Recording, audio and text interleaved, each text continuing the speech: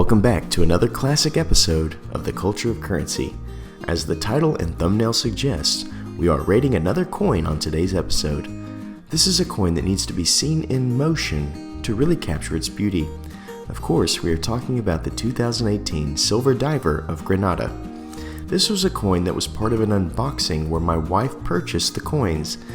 If you would not mind, please let me know in the comments at what time in this video you decided you either wanted or did not want to add this coin to your collection. If you already have this coin, please let me know whenever convenient what you think about it.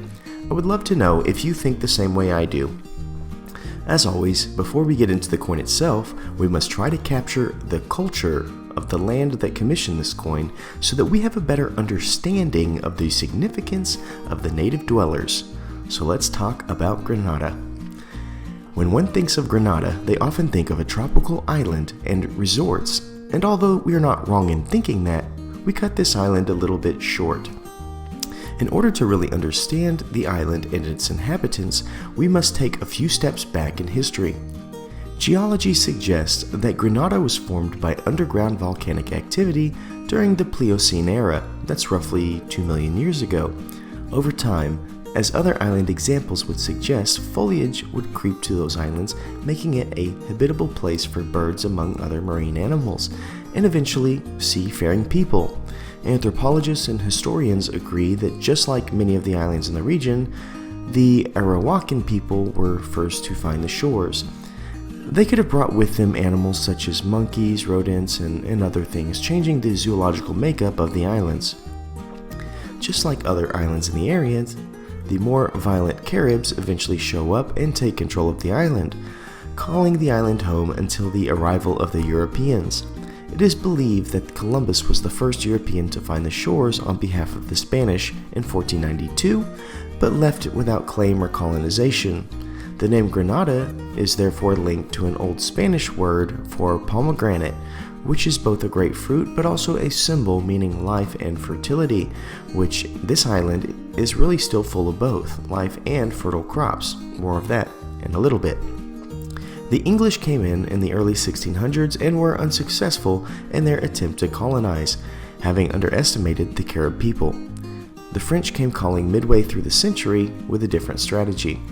They offered a treaty and were successful in their negotiations.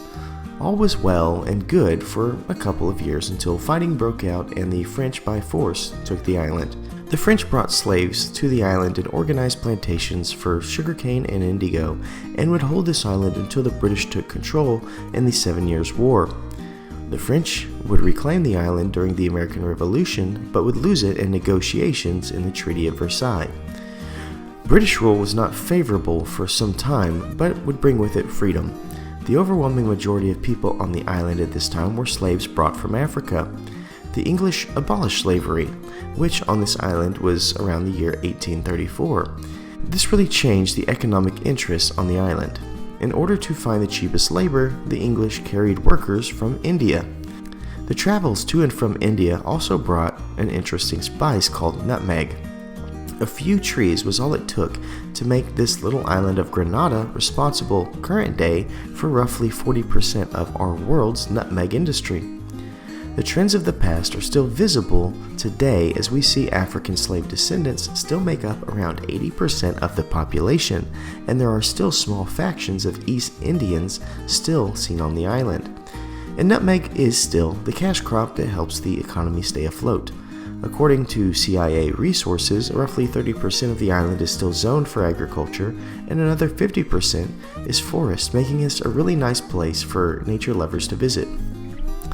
In a related story, it should also be known that an assassination and spread of Cuban communism in the form of an airstrip being built for refueling of Russian and Cuban planes caused America to get involved in a small conflict, as it was an ally with Barbados and Dominica. Many countries did not agree with America getting involved, but I will leave that discussion for another video.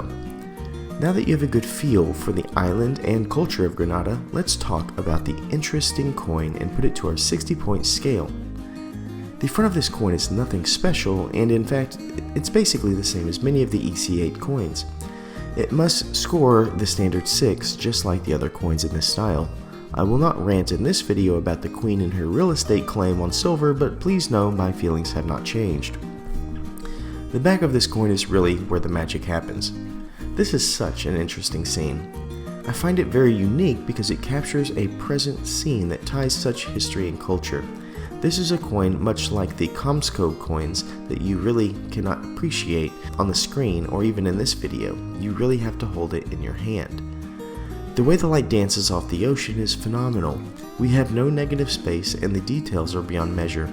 The reef fauna and the shipwreck are vivid, and our diver is an equal part of its beauty. It is noted that Grenada is considered one of the world's diving destinations. Everything here is in balance. This is one of the most well done sides of a coin, and I must give it a 10. Mintage is our next topic of coin conversation. We have a coin that has the same mintage as all the other ECA coins of 25,000. I find this to be my favorite mintage amount because there are not so many that every person has 20 of them, and there are not so few that the premiums are ridiculous. As in the other 25,000 minted coins, I also have to score this an 8 out of 10. Cultural significance is our third category. This is a coin much like many Caribbean coins where I find the coin's front does minimal to the cultural significance, but the back is a different story. This may be the only coin I can think of that ties history of the past while showing the culture of the present. We have a shipwreck from either a military conflict or some other nautical excursion in the back, or symbolically in the past, and the leisure of scuba diving and being among the natural life of the reef in the present. I cannot score it a 10 due to the front of the coin, but we'll score it a 9. Collectability is our next category. Here we have a great mintage amount and a very interesting scene on the back of the coin. There are not privies or anything beyond the standard coin to my knowledge, but the designs do change every year. I think the scene is more desirable than most, and I think that this coin's collectability should be an 8 out of 10. Our final category is uniqueness. When looking at the front of this coin, there is nothing at all unique. We understand that well. The back of the coin is once again where this coin shines. We have, in my opinion, one of the most thoughtful renditions of what it is like in Grenada in a way that makes people actually want to visit. It highlights a vivid history and is beyond well done in artistry. The front is a detraction, but overall the uniqueness of the scuba diver in this way, as well as the design changing every year, puts the uniqueness at an 8 for me. This brings the total score of this coin to a 49 out of 60. This is shocking even to me as I say this. I did not expect any of the EC8 coins I had to compete with the Marlin or the Barbados Trident, yet here is little Grenada beating the Marlin and coming just behind the Trident.